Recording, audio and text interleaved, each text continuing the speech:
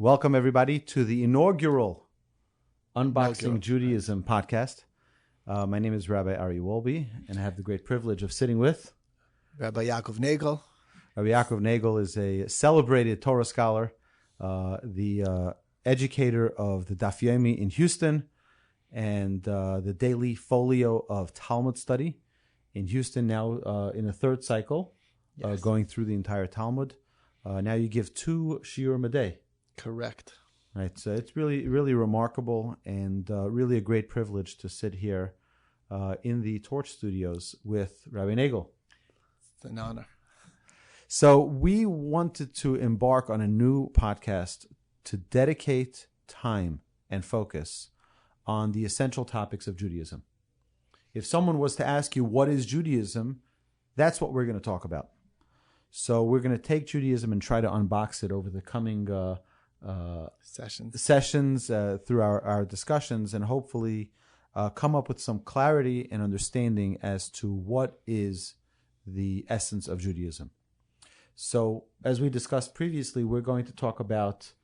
we'll break it down by topic, and we'll focus on one topic at a time. If it's something that takes longer, maybe we'll do it over 2 sessions. We'll play it by ear. And that's... And we have an entire Torah that it says, Aruka ke'eretz midor, rechavik miniyam. The Torah is so expansive and so deep that there's no limit of topics. There's no limit of areas of conversation or things to focus on. So we wanted to begin with the idea of Mesorah. So let's just define the word. Mesorah is most commonly defined as tradition, which means that our understanding of Judaism in general is not something that we make up as we go, that we work with as we feel, but there's a tradition. It's passed down from generation to generation, going way back all the way to Moses at Mount Sinai, straight from God. That's our belief system. And the question is, what does that mean? And why is that so important? That's what I would say is the question we want to deal with.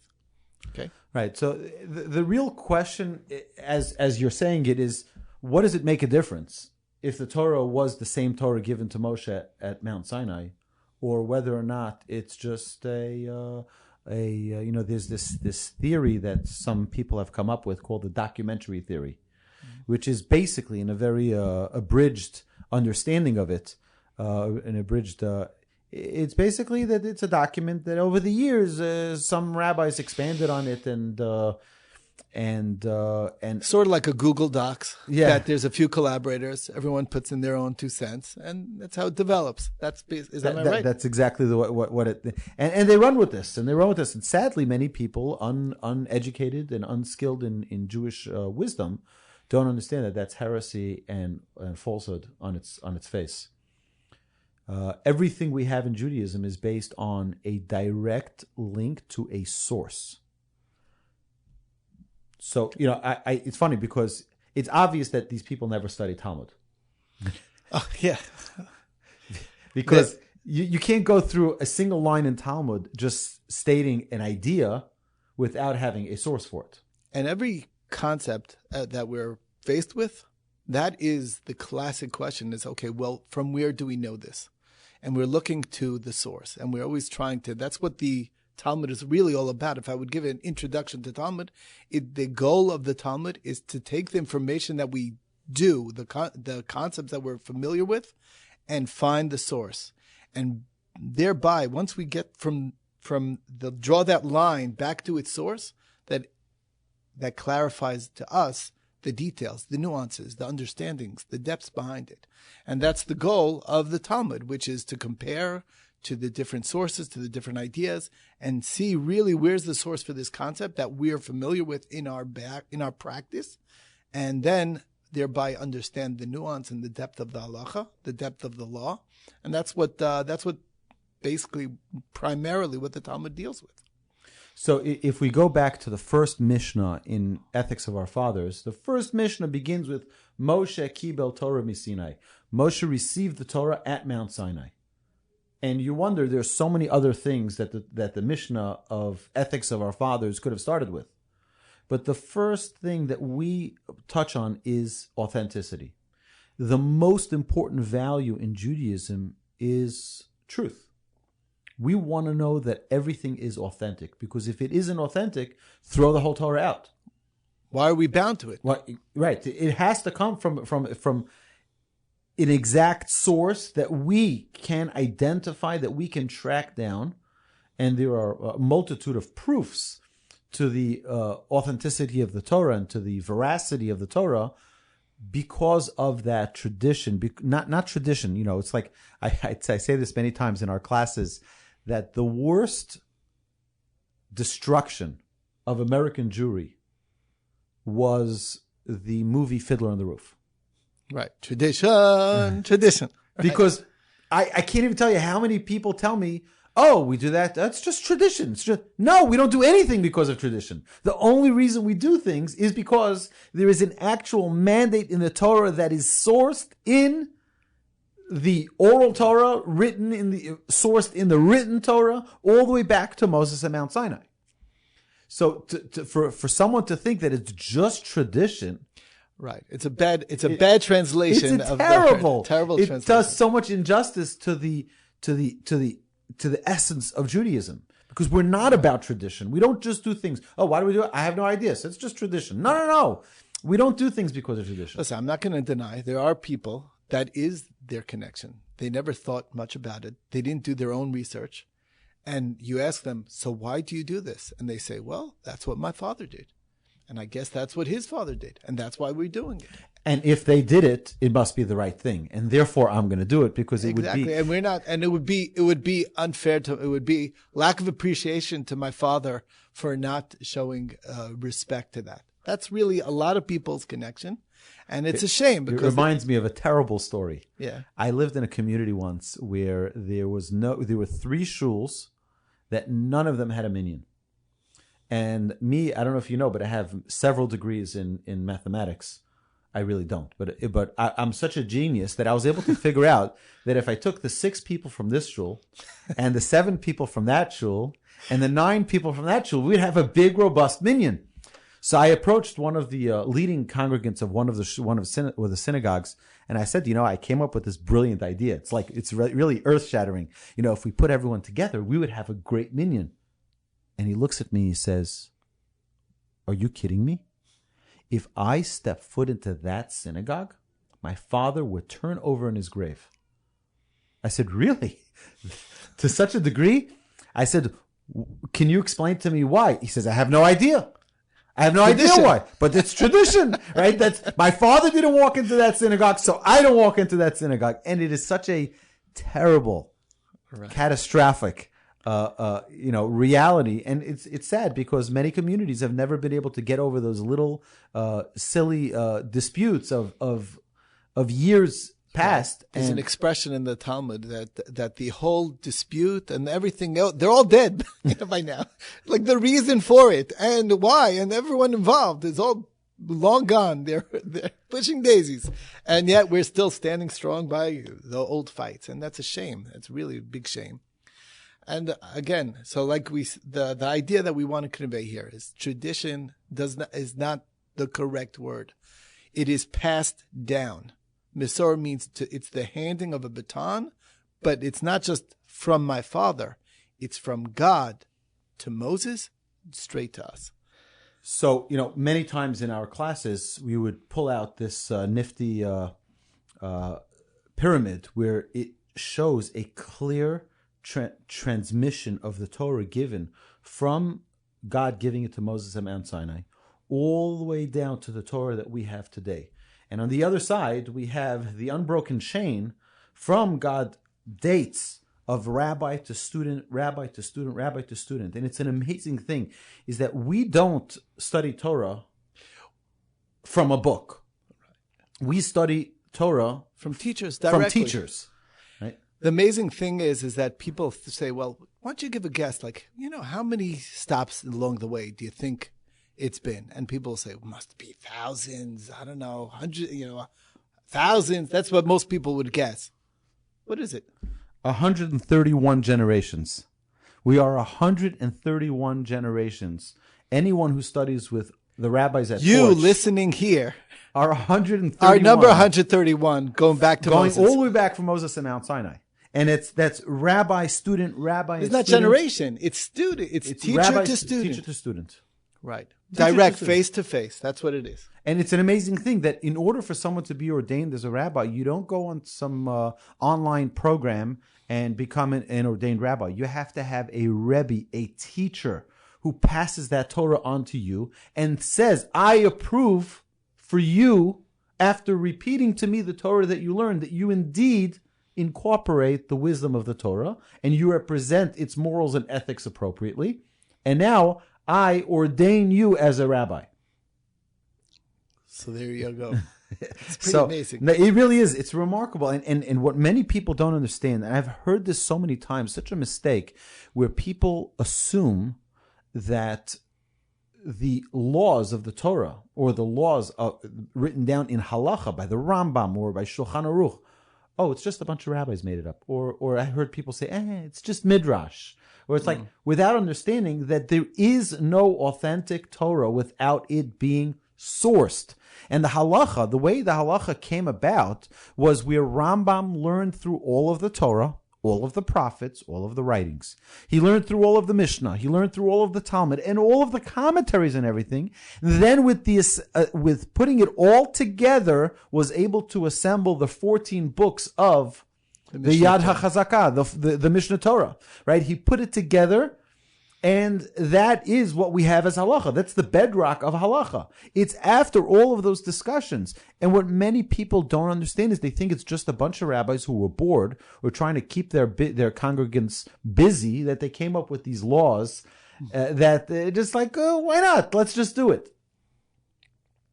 The more one studies Talmud, really, the more one recognizes the brilliance. And it's interesting. It's not because I want to clarify something.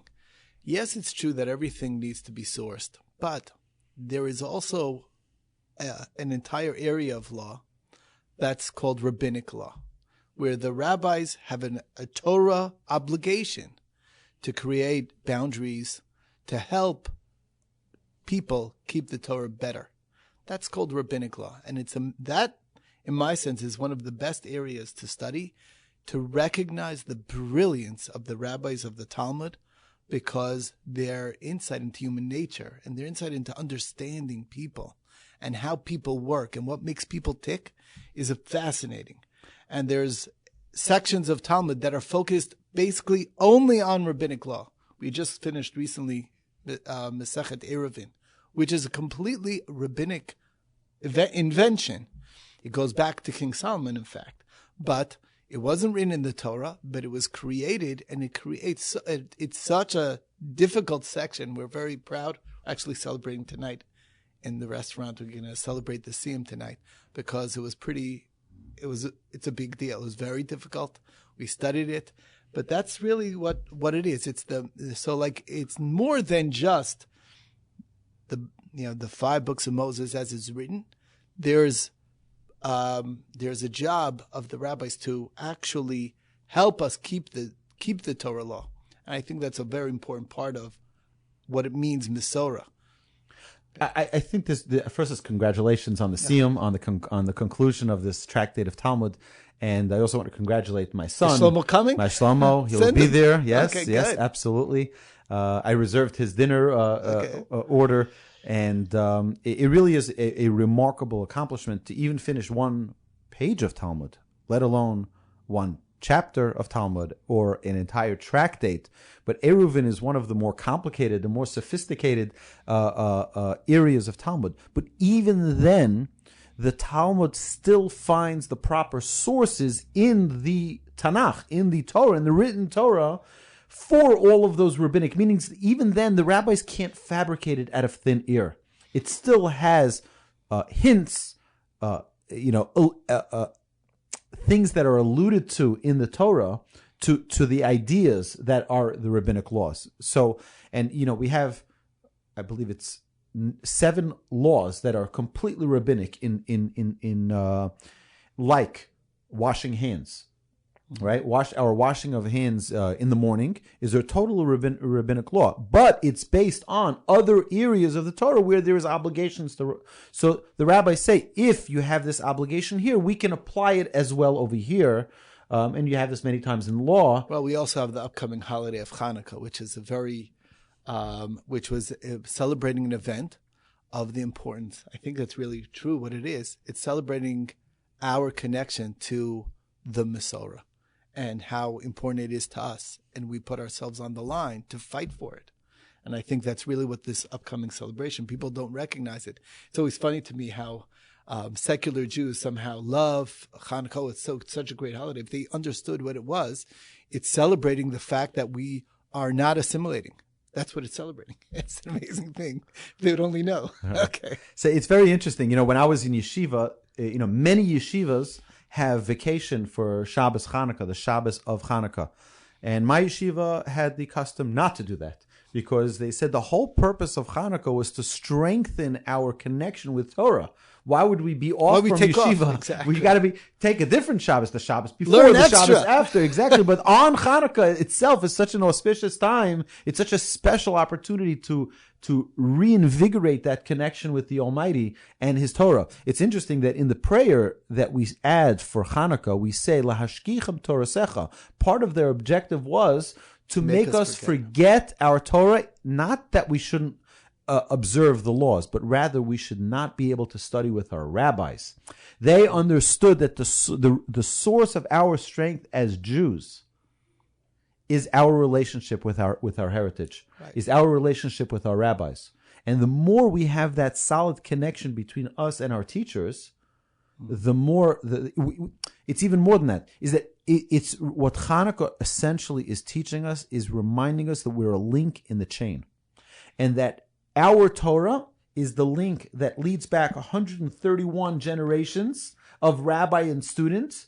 And what we teach our students and our children, that it's also a link in the chain, requiring us to make sure that our chain is as strong as possible so that we can help that next generation connect with that chain. And so that they should have that excitement, that fervor, that enriched feeling of connection, so that they can pass that chain on to the next generation.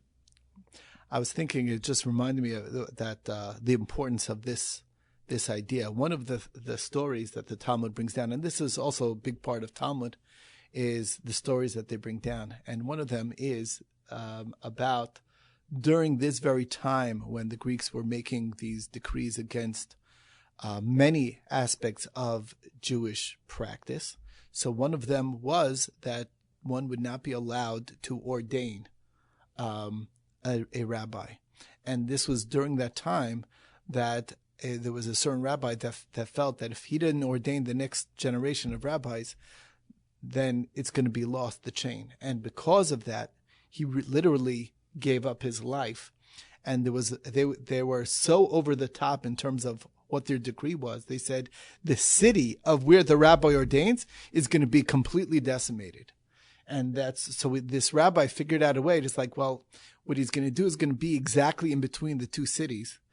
And he's going to ordain there. And therefore, each city is like, well, you can't say our city because maybe it's closer to the other city. And therefore, he ordained 5, and he blocked the way that they were able to escape.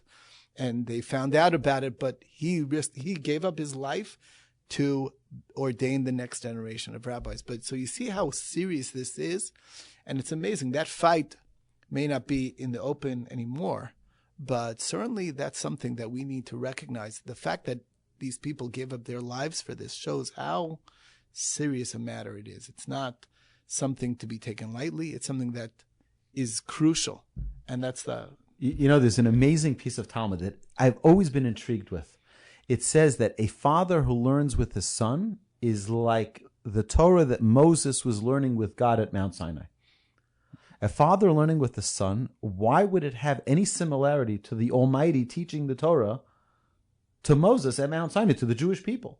It's like they're standing there at the mountain and receiving the Torah from God Himself when a child learns with his father.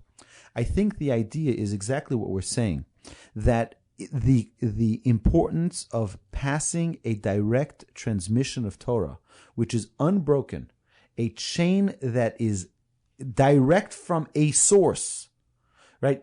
I think it's so critically important for us to understand that in Judaism, we can't have Judaism as a book on a shelf, like we started off with. We cannot have Judaism. You need to unbox it. You need to unbox. It needs to be coming from a living source. What's that living source? That's Masorah. That is the tradition of transmission that comes from generation to generation. I just want to point out one other thing that I think is one of the crucial parts people don't recognize when it comes to Masorah. The reason why it can't be just from a book or just from online, which is, I think, how most people are learning nowadays. Let me just Google that and I'll know everything. It doesn't really work that way. It comes from a direct interaction with a teacher who had a direct interaction with his teacher. And the reason why is because the primary way that information is conveyed is not through information as that's told from the teacher to the student. It's from the question that the student asks to the teacher to open up to a deeper discussion. And that's really what I think is very crucial and why it's so important of having that direct teacher that you have an interaction with. That's what you're actually learning the most, because then it's alive. You're questioning, you're engaged. I want to know. This is something that I'm trying to understand. Explain it to me. And then when you hear the answer, that makes it alive. And that's really why it's a living chain more than just, it's not just a chain. It's a living chain. You know, the Mishnah says that I learn more from my students than I learn from my teachers, because that's exactly the idea, is when you have a student who challenges your logic, who challenges your precepts, and forces us to make it even sharper understanding, a sharper clarity in the teachings that we teach. It's not just like, here's a piece of information, let's figure it out. No. We have to have a source for it. So now I want to address the idea of the Torah being authenticated. Right? How do we know that the Torah we have today is the exact same Torah that was given to Moshe at Mount Sinai? So before Moses is passing, the last day of his life, the Torah at the end of Deuteronomy says that Moshe wrote the Torah, 13 copies, one for each of the tribes and one that was placed inside the ark in the tabernacle. So that same Torah given to each one of the tribes is the exact same Torah that we have today in every single synagogue around the globe. And how do we know that the Torah that we learn here today at the Torch Center is the exact same Torah that was given to Moshe at Mount Sinai? Right. So it's fascinating, the system, I think, how it was set up. We have a public reading every week of a section of the Torah that's done in front of everybody. And one of the favorite things of most people is if the person reading makes a mistake, to say, you read it wrong, and correct him. And isn't that an amazing thing? And then he says, he corrects it, to show that the text that he has in front of him says it the way we have, and we're verifying it every time. That's why, as the generations go, every set of Torah is identical. It's actually interesting because there's actually, I think, a dispute regarding one letter, whether it's written with an aleph or a hey. The word daka. Some have the tradition spelled with a hey, some have with an aleph. The reason why that can happen is because we're only testing it phonetically. So it's because we're listening. So you wouldn't know if the right way is with an aleph, because phonetically it sounds exactly the same. But to me, that's why the Torah is the same exact Torah as was written at Har Sinai and passed down to us. One of the ways that we verify that is by going through the Torah year in, year out. And every new Torah that's read from is copied from an existing Torah. And there can be mistakes, but we're correcting for that, which is an amazing system. Right. You know, there's a famous mistake. I'm sure many people listening to this podcast may have heard this myth that Jews have horns. right? Where did this come from?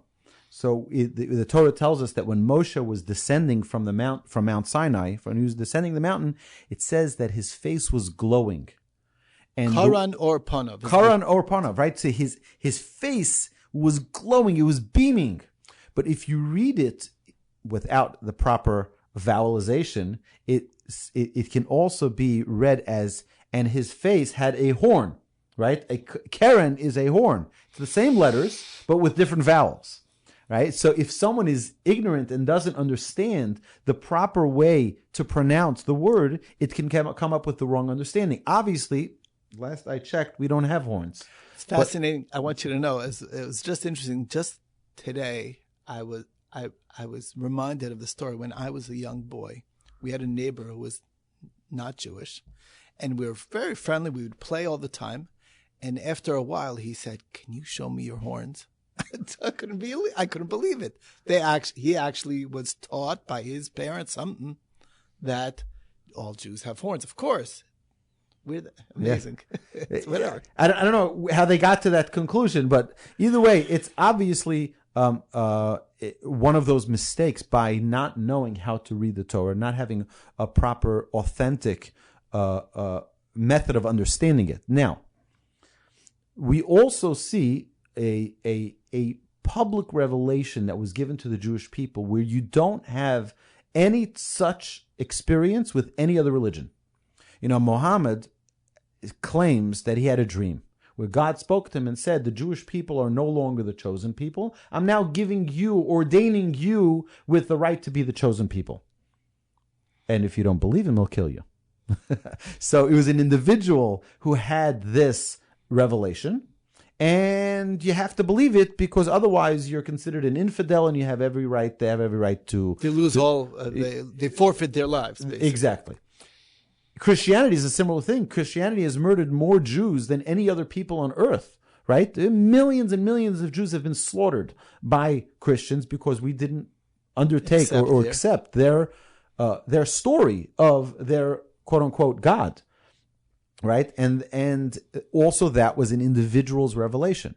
But then you look at the Jewish people at Mount Sinai, and there's no story of it being a revelation to an individual. On the contrary, it is a public revelation to the entire people. Everybody standing around the foot of Mount Sinai. We're talking about an estimated 3.2 million Jews standing at the foot of Mount Sinai, receiving the exact same revelation. One person, the person standing next to him, the person standing next to him, and the person on the other side of the mountain all had the exact same revelation and experience where this was in public. When you write down that public that's how it happened. That's how it happened. It's undisputed because we were all there. It's like if I were to tell you, Rabbi, don't you remember when we went from Katy and we went to Austin? Right, and we went through the Lake Travis, and the water split. And you look at me, you say, something's wrong with this guy because we were never in Katy together, and we never went to Austin. It would be nice to, but we never did that. So you take it to the local recycling bin and you throw out that book. And especially if you have 613 commandments that are obligating us to dedicate our lives, right? If such an essential part of the story is fabricated, you'd imagine that the rest of it would be thrown out as well. And yet we have a tradition that is now 3,300 years running, every single generation reaffirming their commitment, their approval. Yes, this is indeed what happened to our ancestors. And why? Because I heard it from my rabbi, who heard it from his rabbi, from my father, who heard it from his father, all the way back generation to generation. And a public revelation cannot be faked. And a private, individual revelation can. Plus, it doesn't make any sense anyway, because if two brothers are fighting over an inheritance, and one brother goes to the other brother and says, I get the inheritance. Why do you get the inheritance? Because Dad came to me in a dream. In a dream, right. And he told me that I deserve it. He says, well, I had a better dream. He says, you're an idiot, because if Daddy wanted you to get it, he would come to me in the dream, and he would tell me that I should give it to you. So it just doesn't make any sense that someone woke up one day with a dream. Just by the way, just for interesting note, sources say that by the time Muhammad died, there were over 400 versions of the Quran. Over 400 by the time he died. How many versions are there of the Torah? There's one. There's one version of the Torah. And in fact, part of the authentication of a Torah scroll is that if it's added one letter or omitting one letter, it's disqualified. It's worth nothing if it's missing or has one extra letter. That's how far out the authentication of the Torah goes. Just another interesting quick idea is that the Torah tells us that we experienced as a people, we experienced a splitting of the sea. We know we had the 10 plagues in Egypt, and then the Jewish people leave Egypt, the masses of Jewish people exiting the Exodus, and we walk right into the Red Sea. And there's the splitting of the sea. And now many scientists will argue that and say, well, there's scientific proof that the waters with winds coming in a certain way can split any body of water. So it's not really such a great miracle. So here's the one piece, and I always say that if you want to see Hashem, you have to go down to the last piece and then just see it like, well, there's no way to explain this. So let's understand one thing. The Torah tells us, yes, indeed, God split the sea. But the people walked on dry land. See, under the bedrock of the sea is wet. It's damp. It's moist. Right? But when the Jewish people passed through, it was on dry land. Vayavru b'soch hayam bayabasha. On dry land. That the scientists can't explain. Right? They can maybe split the water with winds coming a certain way, but they can't. And that is something that the Jewish people, when they received their copy of the Torah at Mount Sinai from Moses, the day he dies, they look at it, they're like, it's exactly accurate.